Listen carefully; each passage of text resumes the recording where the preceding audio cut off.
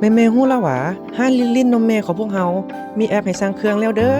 สะดวกปลอดภัยอัปเดตสินค้าและราคาแบบเรียลไทม์เพียงแต่ท่านเลือกสินค้าให้ครบแล้วสั่งได้เลยแอปนี้จะมีสินค้าทั้งหมดภายในห้างบ่ว่าจะเป็นเครื่องปั๊มอูและเตียงเด็กสุดบนนอนเด็กอนุบาลและเด็กแรกเกิดเปเจียล้อยู่ล้อเฮียนยางสุดเด็กเสื้อซ้อนปั๊มนมและเสื้อซ้อนให้นมลูกส่งเสื้อแม่ถือพาแม่ปั๊มนมและเปิดให้นมลูกแผ่นหันหน้าท้องเครื่องแม่อยู่กำบำรุงผิวแม่3ตู้ซักผ้าเด็กแผ่นห้องเหี่ยวเพิดเด็กนี่ก็เพิดอันนี้ก็เพิด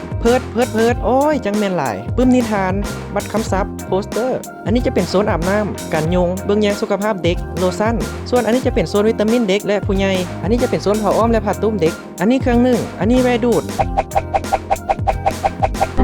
โอ้ยหลายโพดแม่เดี๋ยวเราไปเบิ่งการใช้งานแอปนี้กันเลยขั้นแรกเลยเราต้องได้ลิงก์หรือ QR code ที่ว่าแอดมินทางห้างทรงให้เท่านั้นแล้วเลื่อนหน้าต่างลงมาค้นหาสแกนบาร์โค้ด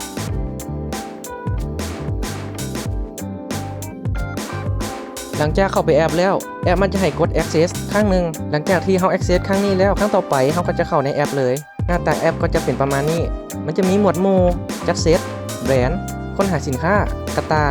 ทุกหน้าต่างเขาสามารถกดเสิร์ชได้เดี๋ยวเขาเข้ามาบนหน้าหมวดหมู่กันเลยเขาสามารถกดค้นหาหมวดหมู่สินค้าที่ว่าเขาอยากได้อย่างเช่นเขาอยากได้เครื่องปั๊มนมเป็น 804 plus เขาก็สามารถเสิร์ชหาหมวดหมู่เครื่องปั๊มได้เลยในหมวดหมู่เครื่องปั๊มนี้ก็จะเป็นเครื่องปั๊มทั้งหมดในห้างที่ว่าเขามี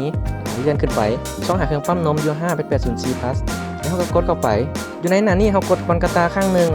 สินค้าก็จะเข้าไปในกระตาเลยกดกลับคืนสินค้าต่อไปที่เขาจะซื้อก็คือถุงเก็บนมคินิมัม5 ออนเสิร์ชหาหมวดหมู่ถุงนมซ่องหาถุงนมคินิมัมหลังจากนั้นก็จะมีถุงนมมาให้เลือกว่าจะเป็นถุงนม3 ออน5 ออนหรือ8 ออนแต่ว่าครั้งนี้เขาจะเอาถุงนมโต5 ออนนี้เขาก็กดลงกระตาเลยสินค้าต่อไปเขาจะซื้อเป็นบิ๊กเขียนถุงนมเลื่อนขึ้นมาก็จะเห็นเป็นบิ๊กเขียนถุงนมกดเข้าไปกดลงกระตาเลยสินค้าที่เขาอยากได้จะมี3อย่างแล้วเขากดเข้าไปเมนูกระตาก็จะเห็นสินค้าที่ว่าเขากดลงกระตาก่อนหน้านี้ในหน้านี้เขาสามารถเพิ่มจำนวนได้คือถุงนมก็อยากได้10 อันก็กดเพิ่ม10 กล่องหลังจากนั้นให้กดแคปหน้าจอแล้วกดส่งปุ่มใดก็ได้ใน3 ปุ่มนี้เพื่อจะส่งข้อมูลไปให้แอดมินข้อมูลสินค้าทั้งหมดที่เขาอยากได้ก็จะส่งไปหาแอดมินเพื่อเป็นรายละเอียดเพิ่มเติมเขาก็ส่งรูปที่เขาแคปมาก่อนหน้านี้ลงไปแล้วกดส่งได้เลย